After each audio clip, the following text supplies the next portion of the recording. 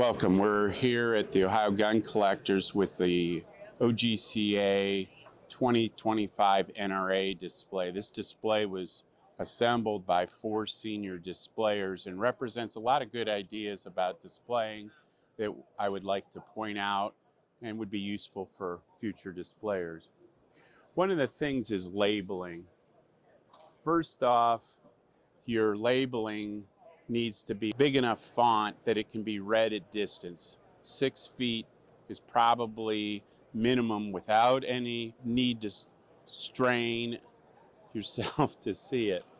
One of the issues is too much wording. People are not interested in reading paragraphs and paragraphs of text.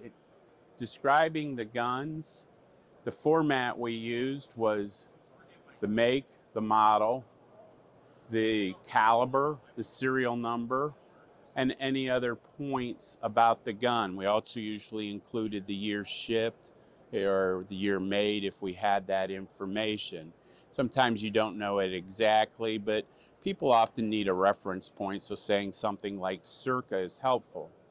In addition, we used photography to highlight certain details of the gun that aren't readily apparent so that they could be blown up and again seen easily at 6 feet.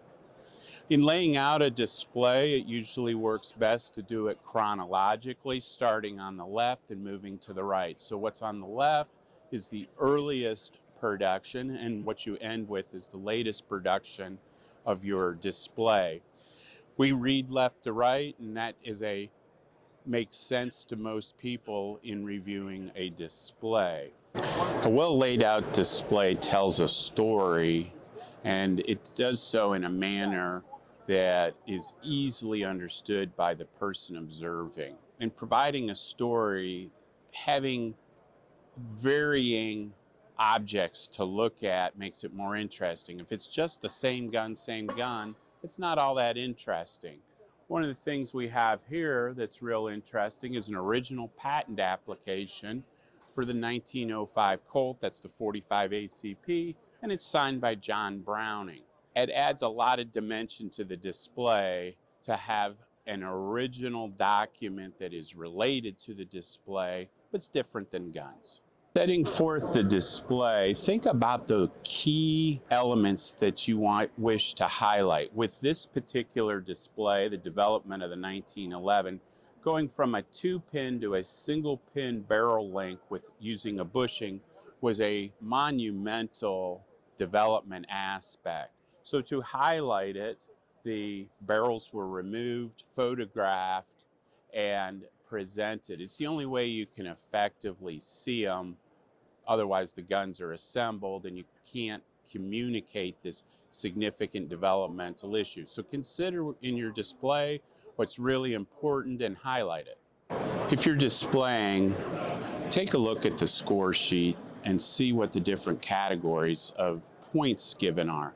There's usually a category for accoutrements, such as ammunition, period ammunition, holsters, factory literature, factory gun box that the gun was shipped in. Those items are their own separate points category, and by having those items, you will enhance the score of your display in being judged.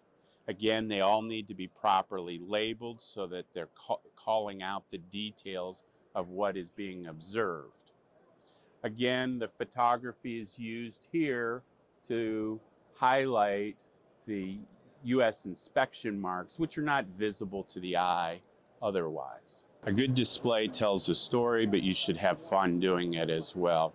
In displaying, you will learn a lot more about your collection because you'll analyze it in critical detail. Please come out and join us for our display shows at OGCA. The next one will be May of 2026.